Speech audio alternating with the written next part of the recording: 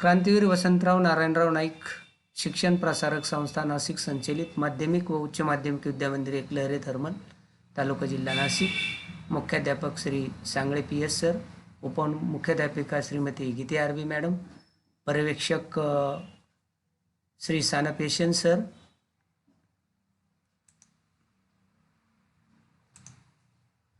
You are most welcome, my dear student. Standard 9th, subject English, unit number 1, subunit 1.2. They had the fun they had by Daradi SK.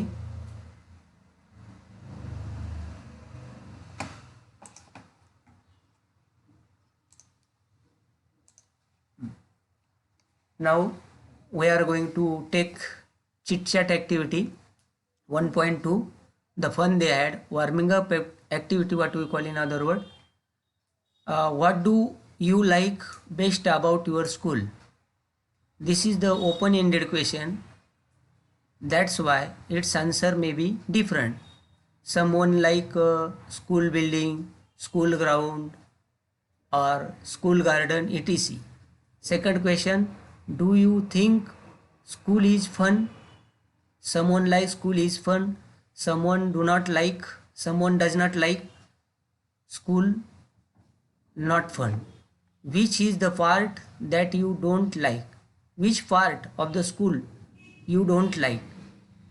Then how often should the teacher give you test?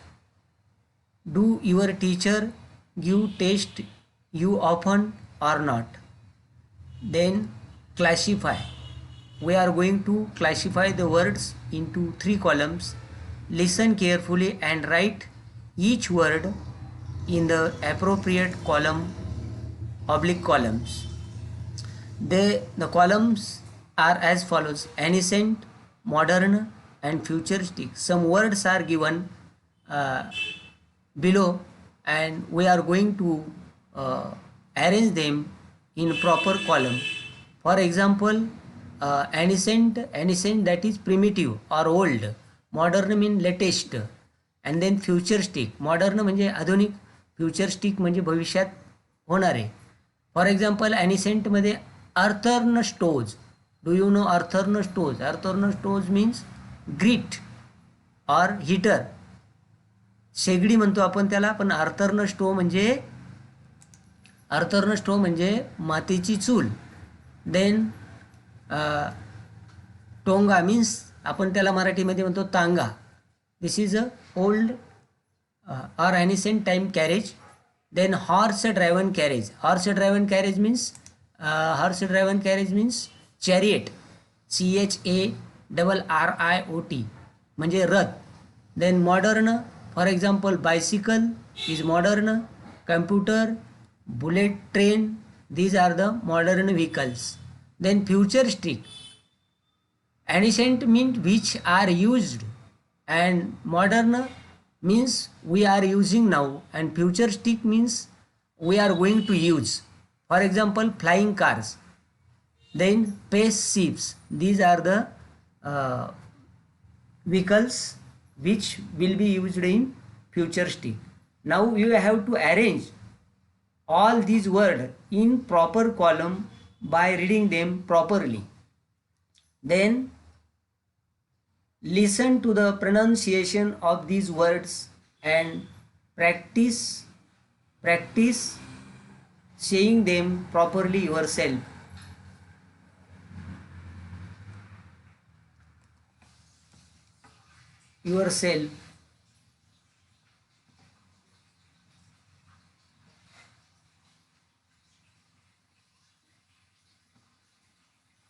The word.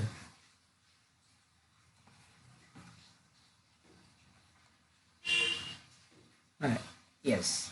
Listen to the pronouncing of these words and practice saying them properly yourself. Listen the words I am going to pronounce.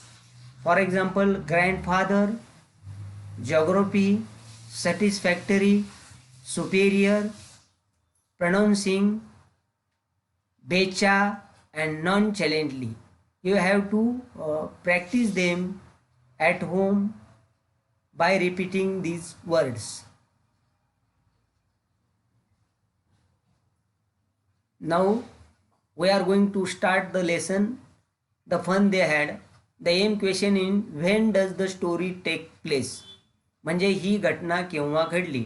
Right down the meaning of the phrase to take place. To take place म्हणजे होणे किंवा घडणे. Now I am going to read. Margie even wrote about it that night in her diary. On the page headed 17th May 21 in 2157 she wrote, today Tommy found a real book. Under the heading, what is the heading of the book? Today Tommy found a real book. It was a very old book. Margie's grandfather once said that when he was a little boy, his grandfather told him that there was a time when all stories were printed on paper. एके दिवशी मार्जीच्या वडिलांनी तिला सांगितलं, मार्जीच्या आजोबांनी तिला सांगितलं की मार्जीचे आजोबा, आजोबांचे आजोबा means Margie's great grandfather told Margie's grandfather the story about the book which was printed on the paper. म्हणजे जे पुस्तक कागदावर छापलेलं होतं. then they turned the pages one by one which were yellow and crinkly. crinkly म्हणजे काय, अशी चुरगुळ्या झालेले. and it was awfully funny to read words that stood still instead of moving the way they were supposed to on a screen, you know. And then when they turned back to the page before, it had the same words on it that it had when they read it the first time. जेव्हा ते शब्द पहिल्यांदा वाचायचे ठरले तर असे चुरगुळलेले कागद असल्यामुळे ते त्यांना स्पष्ट वाचता येत नव्हते. Because it was very old book. The pages were crinkly and yellow. Then another Gee, said Tommy. Tommy म्हणाला, what a waste. Waste, that is in vain, म्हणजे व्यर्थ. When you are through with the book, you just throw it away. ते throw it away means it is useless. I gaze. To gaze means अंदाज करणे. Our television screen must have had a million books on it and it's good for plenty more. त्यापेक्षा आताचं दूरदर्शनवर जे आपण सगळं material पाहतो नवीन, तर ते त्यापेक्षा कितीतरी चांगलं आहे. I wouldn't throw it away. मी ते मला फेकून द्यायला आवडणार नाही. सेम विथ माईन. माईन म्हणजे माझा, माझी, माझे, माझ्याशी तेच घडलं. Sed मार्जी. मार्जी she was 11 years and hadn't seen as many telebooks as Tommy had. He was 13. How old was Margie? Margie was 11 years old. And how old was Tommy? Tommy was 13 years old. म्हणजे मार्जी 11 वर्षाची होती आणि Tommy हा 13 वर्षाचा होता. त्या Tommy इतकी टेलिबुक्स त्या मार्जीने बघितलेली नव्हती. She said to Tommy, where did you find it? She asked her, where did you find it? It means the book. In my house, Tommy answered. टॉमीने उत्तर दिलं, माझ्या घरामध्ये.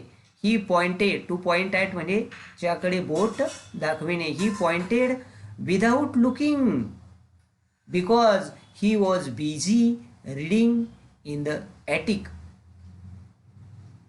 कारण बिझी म्हणजे काय, मग्न किंवा गर्क. Tommy was busy in reading the book in the Attic. Attic म्हणजे काय, ATTIC. ॲटिक म्हणजे माळा.